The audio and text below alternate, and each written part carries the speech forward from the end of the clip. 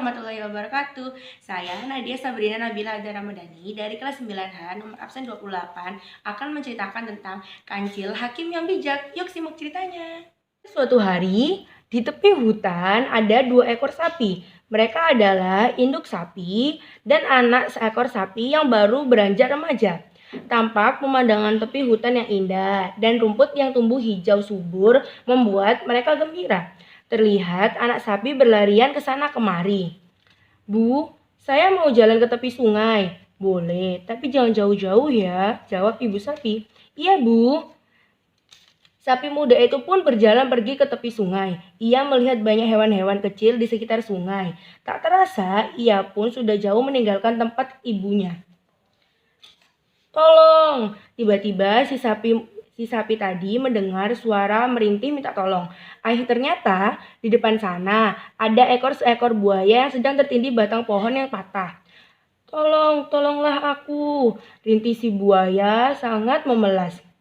Kau ini kenapa buaya? Tanya sapi sambil mendekat. Aduh, sapi yang baik, sudah 2 hari aku tertindih kayu besar ini. Siapakah yang menindihmu dengan batang kayu yang besar ini, buaya? Tanya sapi lagi. Gara-gara gempa bumi 2 hari yang lalu, dan sekarang tolonglah aku, sapi yang baik, jawab si buaya. Aku merasa tidak akan bisa menolongmu, kata sapi. Loh, kenapa? Kau ini kuat mendorong kayu yang menindihku ini. Kuat sih kuat, tapi kenapa, sapi? Anak sapi itu pun teringat pesan-pesan dari ibunya bahwa bangsa buaya tidak bisa dipercaya. Mereka mempunyai sifat licik dan suka makan daging hewan lainnya. Tidak, buaya, aku ingat pesan ibuku dan aku tidak mau menolongmu, buaya, kata sapi. Kalau kau kutolong, nanti jangan-jangan kau akan memangsaku, buaya. Jangan khawatir, sapi, aku tidak akan melukaimu. Tidak, buaya, aku tidak bisa mempercayaimu. Oh, sapi yang baik, apakah kau tidak kasihan kepadaku? Sudah 2 hari aku tersiksa begini, tak bisa makan, tak bisa minum, dan dadaku pun terasa sangat sesak, sapi, rayu si buaya. Tapi, kau binatang yang jahat, buaya. Oh, sapi yang baik, itu kan dulu. Dan setelah tertindih kayu begini, sekarang aku sadar bahwa aku memerlukan hewan lain.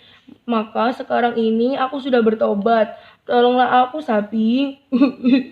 Rayu buaya sambil mengeluarkan air mata. Sapi muda itu pun mulai terpengaruh oleh rayuan buaya. Dan lama-lama sapi pun merasa kasihan juga terhadap buaya. Baiklah buaya, aku akan menolongmu. Tapi kau harus janji, buaya. Nanti setelah aku tolong kau, jangan memakan atau mencelakakanku, buaya. Iya sapi, aku janji, percayalah, jawab buaya. Lalu sapi muda pun berusaha menolong buaya yang dengan mendorong kayu sekuat tenaga. Akhirnya plong, buaya terlepas dari tindihan kayu, tapi astaga, buaya sudah bebas dan terlepas dari tindihan kayu itu langsung meloncat ke punggung sapi untuk menerkam punuk sapi. Aduh, pakik sapi kesakitan. Loh, kenapa kau menggigit punukku, buaya? Loh, aku kan sudah minta tolong kepadamu, sapi, bahwa aku tertindih kayu selama 2 hari, tidak makan dan tidak minum. Sekarang kau harus menolongku agar aku bebas dari rasa haus dan lapar, kata si buaya. Dengan memakan dagingku, tukas sapi. Betul, sapi, sekaligus meminum darahmu. Dasar buaya licik, tidak tahu balas budi. Sudahlah sapi, kau memang bodoh. Kau terima saja nasibmu. Tidak buaya, ini tidak adil, teriak sapi. Loh, ini kan sudah hukum rimba, sapi. Siapa yang kuat dialah yang menang. Tidak buaya, aku tidak bisa menerima. Kau bisa bertanya pada makhluk yang lain, boleh hewan ataupun benda apa saja. Pasti mereka akan membenarkanku. Ya, aku akan meminta keadilan pada yang lain, kata si sapi. Datanglah pertolongan kancil ditunjuk sebagai hakim.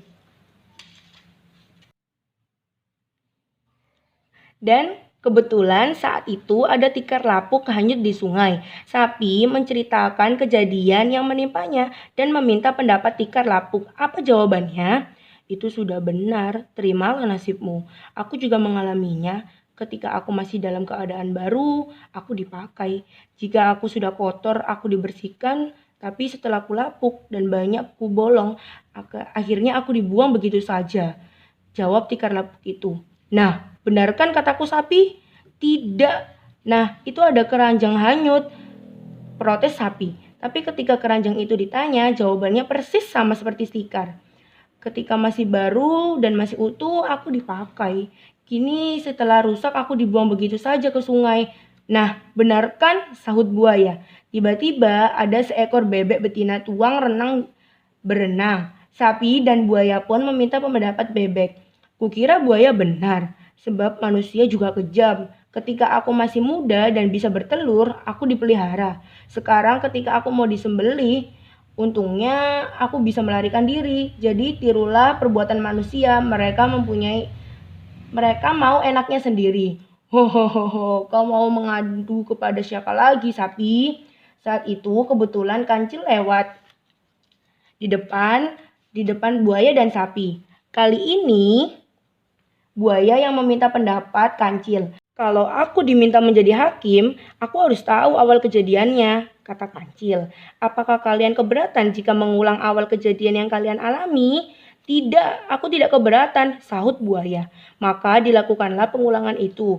Buaya kembali ke tempatnya semula dan sapi mengembalikan kayu semula menindih buaya ke punggung buaya. Benarkah kejadiannya seperti ini? Benar, jawab sapi dan buaya bersamaan. Lalu buaya memanggilku agar mau menolongnya, sahut sapi.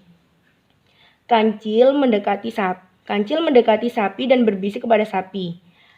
Ayo kita tinggalkan saja buaya jahat ini, tidak usah kau tolong. Sapi baru sadar kesempatan baginya lolos dari bahaya maut. Tanpa basa-basi, sapi mengikuti arah lari kancil yang sudah meloncat iri lebih dulu. Buaya pun berteriak, "Hei, tunggu, jangan pergi dulu." Tapi sapi dan kancil tidak menghiraukannya. Tamat. Jadi, hikmah cerita yang bisa kita ambil adalah bahwa mempunyai sifat rakus dan tidak tahu balas budi akibatnya bisa celaka. Dan pelajaran PPKN yang bisa kita ambil dari semua cerita ini adalah dari Pancasila kedua, yaitu kemanusiaan yang adil dan beradab. Terima kasih. Sekian cerita dari saya. Bila ada kesalahan, mohon dimaafkan. Wassalamualaikum warahmatullahi wabarakatuh.